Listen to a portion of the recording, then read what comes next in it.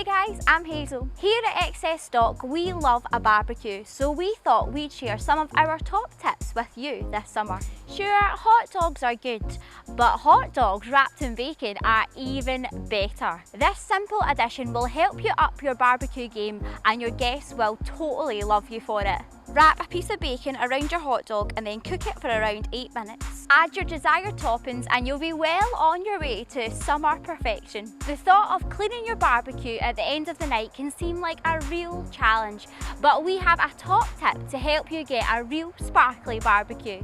Cut an onion in half, stick it on some prongs or a fork and run the inside across your still hot grill. This will remove the grease and the grime so it's much easier to clean later on. Stay hydrated and relax with a refreshing summer drink that's perfect for serving up in your fancy mason jars. Cheers! And that's our tips for hosting a great barbecue this summer. Have fun!